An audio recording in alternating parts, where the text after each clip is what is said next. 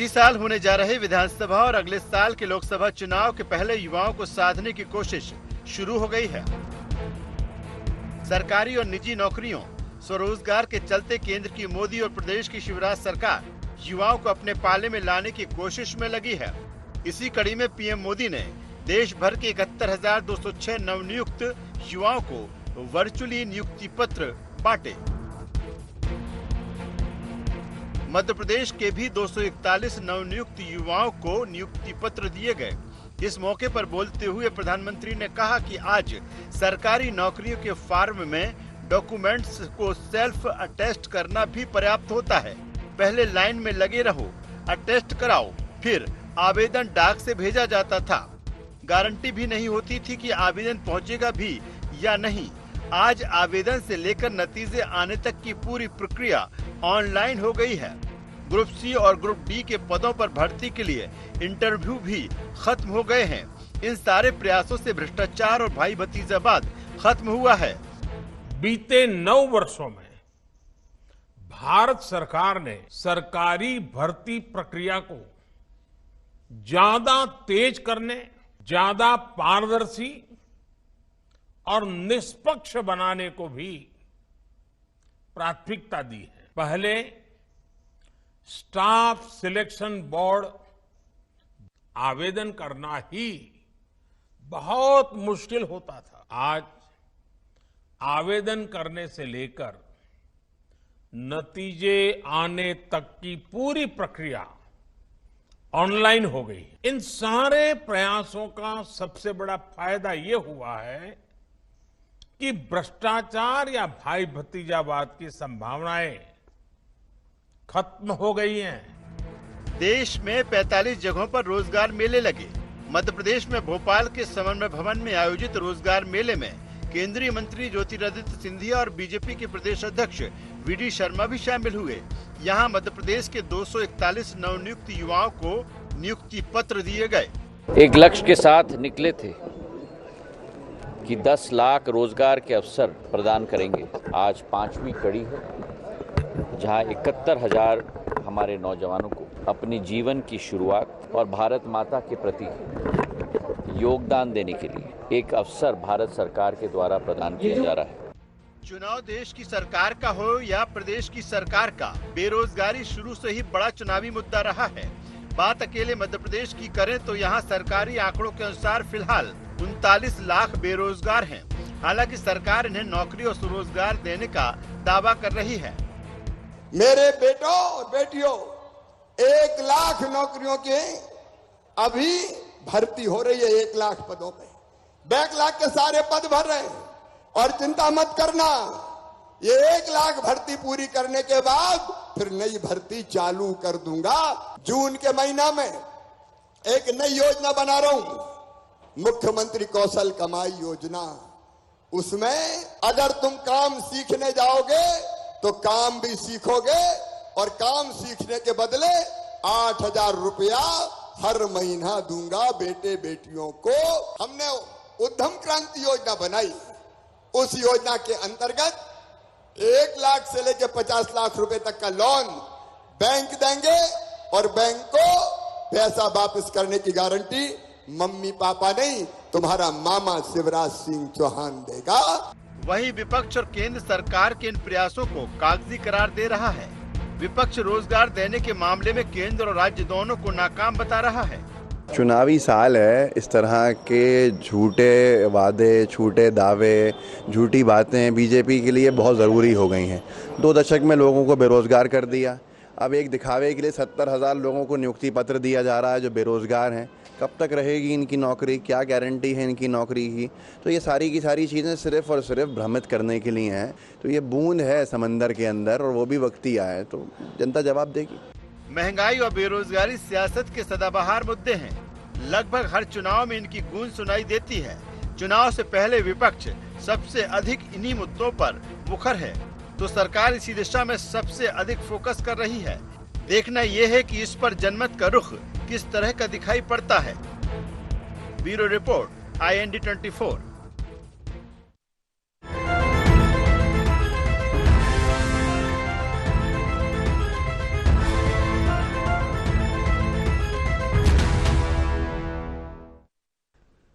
नमस्कार। IND agenda रोजगार से राह में आपका स्वागत है। मैं हूं आपके साथ नवीन पुरोहित। चर्चा को विस्तार देंगे उसके पहले IND एजेंडा के मुख्य बिंदुओं की तरफ एक निगाह डालते हैं।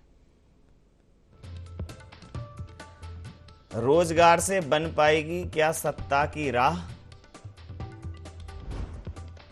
क्या सचमुच भ्रष्टाचार मुक्त हो गई हैं सरकारी नौकरियां?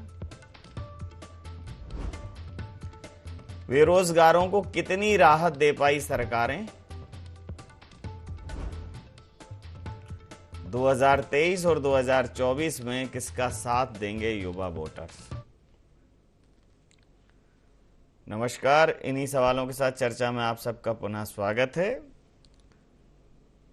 केंद्र सरकार ने तमाम राज्य सरकारों के साथ मिलकर रोजगार मेले के माध्यम से बेरोजगारों को रोजगार देने की एक अभिनव पहल की है। इस रोजगार मेले के माध्यम से जो है 71,206 युवाओं को अपॉइंटमेंट लेटर प्रधानमंत्री जी नरेंद्र मोदी जी के नेतृत्व में, उनकी अगुवाई में बांटे गए। ये पूरा कार्यक्रम तमाम राज्यों में वर्चुअली हुआ। मध्य प्रदेश में भी 241 अपॉइंटमेंट लेटर बांटे गए और इन 241 अपॉइंटमेंट लेटर की वितरण पर कांग्रेस का कहना यह है कि यह ऊंट के मुंह में जीरे का एक उदाहरण है। यह बिल्कुल अपर्याप्त है और इससे कैसे तमाम बेरोजगार युवाओं को रोजगार मिलेगा? सरकार सिर्फ चुनावी संरचना के तहत, चुनावी प्रक्रिया के तहत, चुनावी प्रसार के लिए एक प्रोपोगेंडा कर रही है। तो इसी मुद्दे पर करेंगे चर्चा। हमारे साथ चर्चा में शामिल हैं ब्रजेश पांडे जी, प्रवक्ता हैं मध्य प्रदेश भारतीय जनता पार्टी के। प्रताप भानु शर्मा जी, पूर्व सांसद हैं मध्य प्रदेश कांग्रेस के, हमारे साथ हैं। संदीप पौराणिक साहब, वरिष्ठ पत्रकार, हमारे साथ हैं। आप समस्त महानुभावों का बहुत बहुत स्वागत है। ये ब्रजेश पांडे जी, 2 करोड़ रोजगार प्रति वर्ष देने की बात और 241 अपॉइंटमेंट लेटर, बहुत नाइंसाफी है। रोहित साहब, कांग्रेस को जरूर पेट में दर्द हो रहा है आज, क्योंकि इस तरह के आयोजन मध्य प्रदेश की सरकार, केंद्र की सरकार अक्सर करती रही है। और कांग्रेस ने, जिसने अपने वचन पत्र में 2017-18 में बड़ी लंबी चौड़ी घोषणाएं किया था कि सरकार बनते ही हम हर बेरोजगारों को 4,000 रुपए प्रतिमाह देंगे, 10,000 रुपए तक 5 वर्ष के लिए वेतन देंगे, 1 लाख युवाओं को सूचना प्रौद्योगिकी से जोड़ेंगे, IT सेक्टर से जोड़ेंगे। उसके कंपेयर में केंद्र की नरेंद्र मोदी जी की सरकार, मध्य प्रदेश की शिवराज सिंह सरकार जी ने हमेशा पहल किया है। रोजगार मेले का समय समय पे आयोजन होता रहा। पहले तो आपका धन्यवाद। आपने जो है आज आप जिस भी कैमरे के सामने बैठे होंगे, आपका चमकता दमकता चेहरा मैं देख पा रहा हूँ। तो ये आपको बहुत साधुवाद कि आपने कम से कम इस एक समस्या का निदान कर लिया जी। लेकिन बेरोजगारी की समस्या का निदान सरकार कर पाए, ये 241 अपॉइंटमेंट लेटर, 8.5 करोड़ के मध्य प्रदेश में 241। देखिए, हम आपसे यही निवेदन कर रहे थे कि 241 जो है इस बार जो आज का आयोजन था इसमें हुआ। इसके पहले भी जब भी रोजगार मेले लगे हैं उसमें कई लोगों को रोजगार से जोड़ा गया। और सबसे बड़ी बात ये, जो कांग्रेस पार्टी के सरकार के समय जिनके नेता राजीव गांधी जी कहते थे कि हम जब वो इस देश के अंदर कंप्यूटर लेके आएंगे, उनका सपना था कि इस शताब्दी का भारत जो होगा एक स्वर्णिम भारत होगा। लेकिन बीच में जो नेतृत्व आया, उस नेतृत्व ने पूरी तरीके से उनके सपने को चकनाचूर किया। और जितने भी डॉक्यूमेंट्स होते थे, आप देखते थे सारे डॉक्यूमेंट्स, कितनी सारी कड़ी प्रक्रियाएं थी। आज सेल्फ अटेस्ट करके आप अपनी मार्कशीट के माध्यम से आवेदन कर सकते हैं। पहले आवेदन करने के लिए आपको रजिस्टर्ड डाक से भेजना पड़ता था, बहुत सारी चीजें थी। आज ऑनलाइन की सुविधाएं हैं। हमारी सरकार ने जितनी भी नियमावली थी सबको सरल किया। नहीं तो पहले रजिस्टर्ड डाक से भेजना पड़ता था पांडे जी, मोदी सरकार पहले रजिस्टर्ड डाक से भेजना पड़ता था। सुनिए तो, पहले रजिस्टर्ड डाक से इसलिए भेजना पड़ता था कि पहले माध्यम ही वही था। अच्छा, पहले जहां भारतीय जनता पार्टी की राज्य सरकारें रही होंगी उस दशक में, तब आप कैसे भेजते थे? उसके पहले तो कबूतर के पैरों में बांध के भेजे जाते थे संदेश, तकनीकी और गाना गाया जाता था कबूतर जा। सरकार जब सत्ता में आई तो उसने तकनीकी क्षेत्र में उत्तरोत्तर समृद्धि किया। आज तकनीकी क्षेत्र को लेकर, आईटी सेक्टर को लेकर के हमारा देश जो है उससे उसके दिशा की ओर विकसित हुआ है। आज अन्य देशों की तुलना में भारतीय तकनीकी क्षेत्र में, आईटी के क्षेत्र में अपने आप को काफी आगे किया है। उन सबसे अधिक महत्वपूर्ण बात यह है कि हम जो प्रदेश के बेरोजगार लोग हैं, जो भी लोग पढ़ लिख करके बेरोजगार हो जाते हैं, पढ़ लिख करके जो बेरोजगार हो रहे हैं, सही कह रहे हैं। हाँ, जो पढ़ लिख करके निकलते हैं उसके बाद बेरोजगार हो जाते हैं, उनके पास रोजमर्रा के लिए, उनके उदर पोषण के लिए, उनके जीविकोपार्जन के लिए कोई साधन नहीं होता है।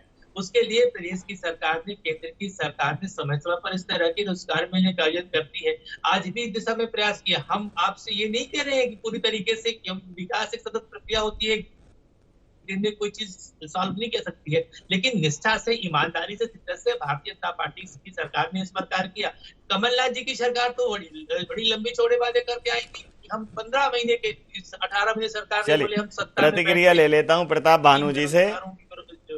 प्रताप भानु जी, पीएम मोदी जी ने वर्चुअली 71,206 युवाओं को देश भर में अपॉइंटमेंट लेटर वितरित किए। मध्य प्रदेश के भी 241 सौभाग्यशाली युवा इसमें शामिल थे। 241 उनको मिला अपॉइंटमेंट लेटर। आपकी प्रतिक्रिया चाहूंगा। देखिए, मोदी जी ने तो वायदा किया था 2 करोड़ नौजवानों को प्रतिवर्ष रोजगार देंगे। ये हमने नहीं कहा था, उन्होंने ही उनके घोषणा पत्र में, उनके भाषणों में, उनकी मीटिंगों में ये कहते फिरते थे।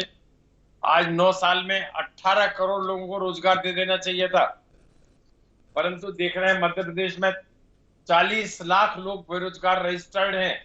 बाकी कितने होंगे इसका अभी अंदाज ही नहीं है।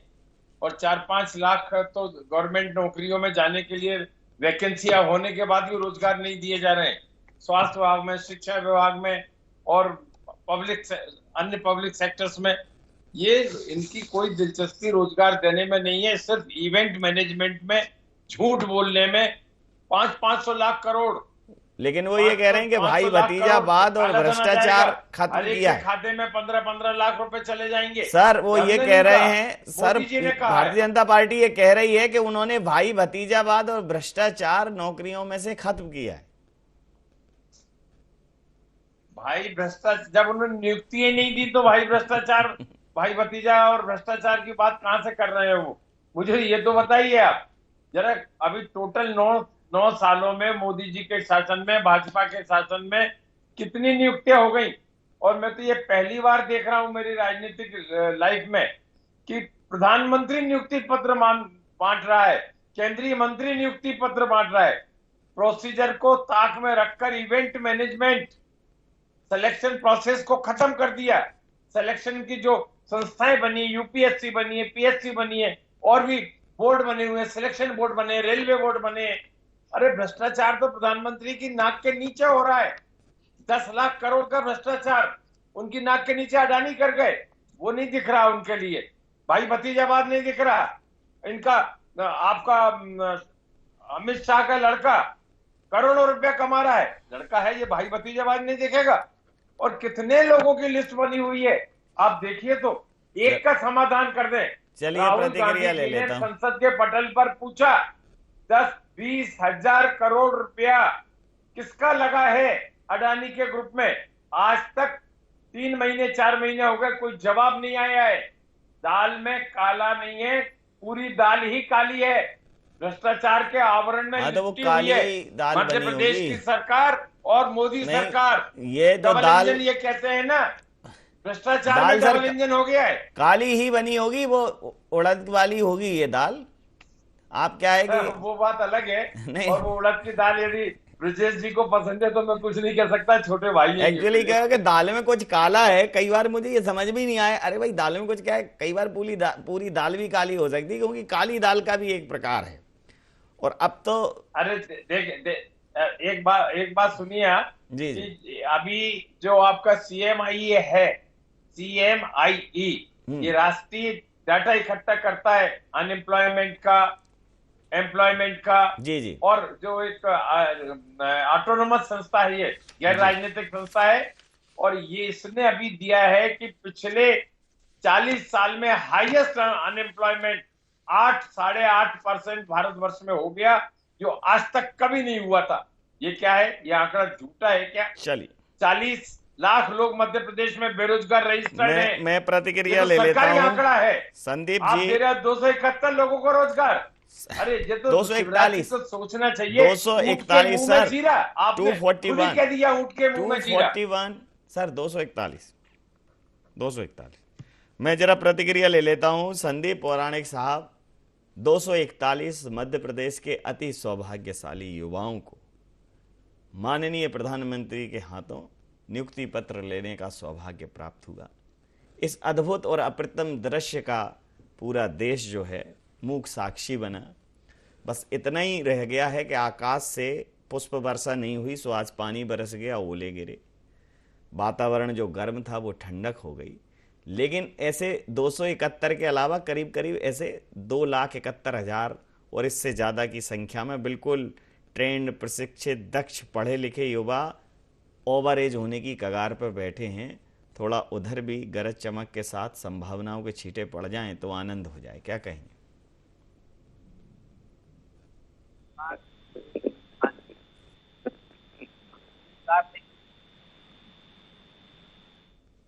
आपका ऑडियो नहीं आ रहा है सर। मेरा ऑडियो आ रहा है? हाँ, आ रहा है, अब आ रहा है। मेरा ये कहना है, इंसान के लिए रोजगार जरूरी है। रोजगार होगा तब तो उसका पेट भरेगा, जिंदगी चलेगी। सवाल ये उठ रहा है बड़ा कि सरकारें वादे बहुत करती हैं। मैं आपसे प्रतिक्रिया लेता हूं, तब आपका तकनीकी कारणों से जो भी रहा हो, थोड़ा तकनीकी टीम देख ले। मैं ब्रजेश पांडे से पूछ लेता हूं। ब्रजेश पांडे जी हमारे साथ हैं। ब्रजेश जी, अब ये 241 लोगों को जो बेरोजगार दिया है, आपने रोजगार दिया है, तो इससे उम्मीद की किरण तो जगी है। अभी 10 लाख कर दिया है आपने लक्ष्य कि इस साल 10 लाख देंगे, लेकिन बात जो कह रही है कांग्रेस की, बात तो 2 करोड़ की हुई थी। कहां तय था चरागा हरे घर के लिए, और कहां चराग भी मयस्सर नहीं शहर के लिए। 2 करोड़ की बात कर रहे थे और आप 10 लाख दे रहे हैं। नवीन साहब, सबसे पहले तो मैं अपने कांग्रेस के प्रवक्ता और अपने बड़े भाई को जिनका की इस पंक्तियों से थोड़ा सम्मानित करता हूँ कि समर से जनगंगा को खुलकर लहराने दो, शिखरों को डूबने और मुक्तों को बहकाने दो, पथरीली ऊंची जमीन है तो उसको तोड़ेंगे, समतल पीटे बिना समझ के भूमि नहीं छोड़ेंगे। आप ये 4 लाइनें तो कम से कम याद कर लेते सर बोलने में। हमने तो प्रयास किया। नवीन सर, पूरी बात 30 सेकंड हमें समय दे दे, कांग्रेस को पूरा समय मिला। बोलिए। मैं निवेदन ये कर रहा था कि भारतीय जनता पार्टी की सरकार ने इस दिशा में प्रयास किया, लेकिन लोगों ने वो दौर भी देखा है जब नरसिंह राव की सरकार थी, बड़ी लंबी चौड़ी बातें थी कांग्रेस के। लोगों ने वो दौर भी देखा जब मनमोहन सिंह जी की यूपीए 1 और यूपीए 2 की सरकार थी। करप्शन माने भ्रष्टाचार का कुंड बन चुका था। चारों तरफ आप देखिए केवल भ्रष्टाचार दिखता था। किसी भी युवाओं के लिए तब भी लोग बेरोजगार थे। इस देश के लोग बाहर जा रहे थे, विदेशों में जा रहे थे नौकरी की तलाश में। केंद्र में जो है मोदी जी की सरकार आने के बाद इस दिशा में प्रयास हुए, और हम आपसे पहले ही आग्रह कर चुके हैं कि प्रयास जो है सतह होता, और हम तो लगातार रोजगार मेले होते रहते हैं। इसके पहले भी रोजगार मेले लगे, कुछ तो कर रहे हैं। लेकिन मुझे बता दें, कांग्रेस ने जितना बड़ा ढिढोरा पीटा था मध्य प्रदेश में अपने वचन पत्र के अंदर, क्या उसका 1% की इम्प्लीमेंटेशन अनएम्प्लॉयड के लिए नहीं हुआ? मैं अभी आऊंगा आपके पास। मैं तकनीकी कारणों से कुछ ऑडियो का प्रॉब्लम आ रहा था, तो हम जुड़ गए हैं संदीप पौराणिक साहब के साथ दोबारा। संदीप जी, ये जो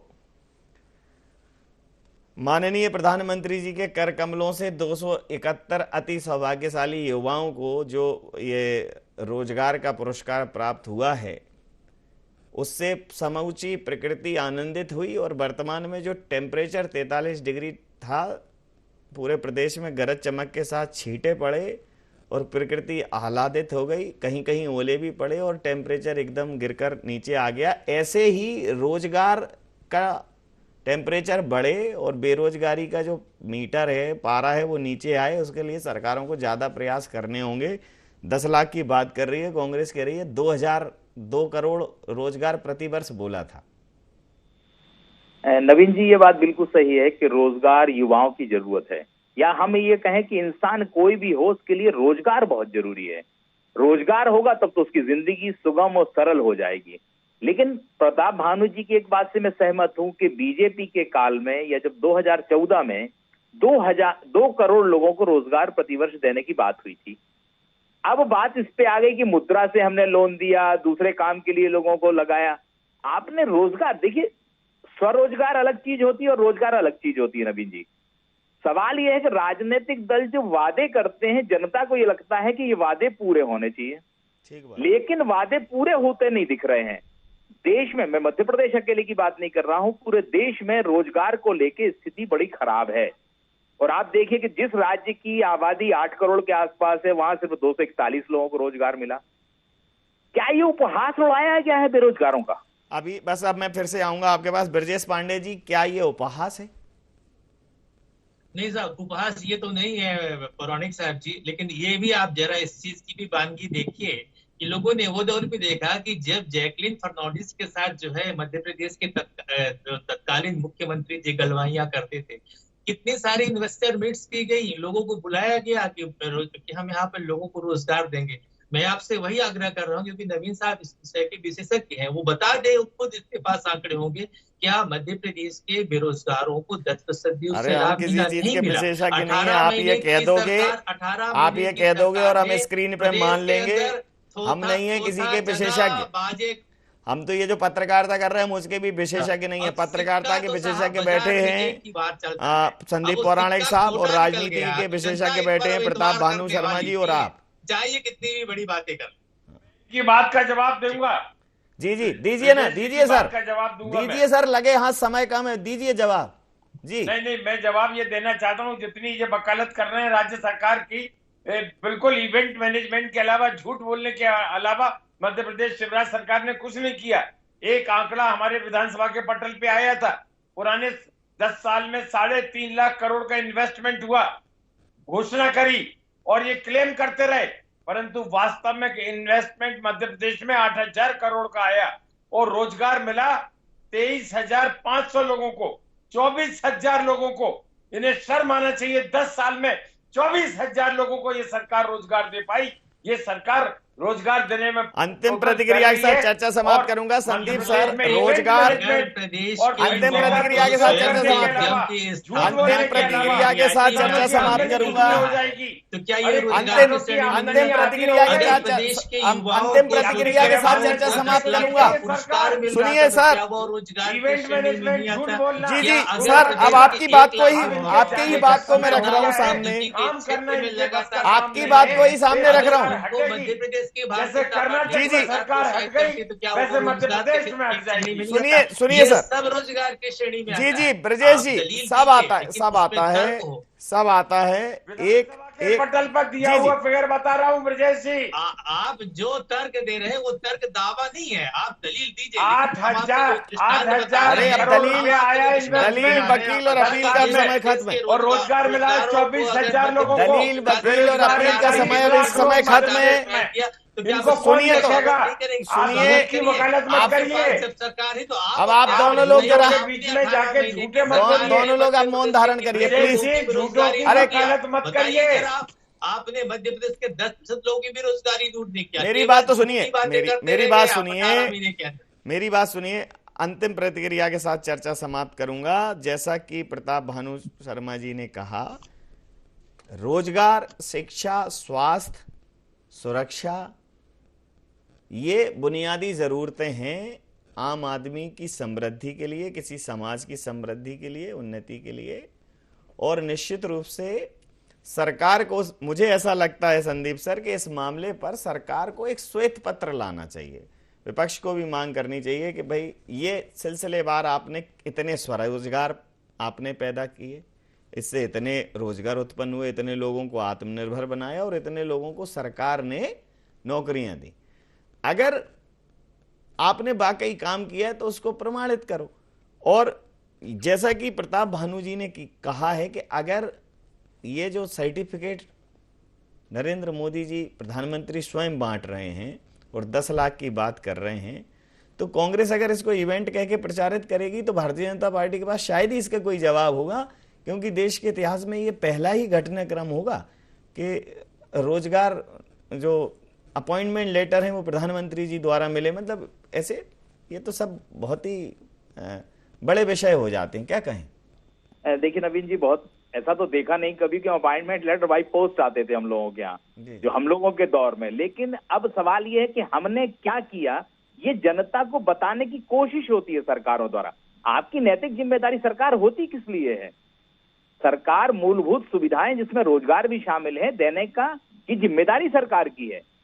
लेकिन आज जरूरत इस बात की कि हमें प्रचारित करना है। मैं ये मानता हूं कि राजनीतिक दल में किसी कांग्रेस या बीजेपी की बात नहीं कर रहा नवीन जी, राजनीतिक दलों के लिए काम करने से ज्यादा प्रचार पर जोर हो गया है।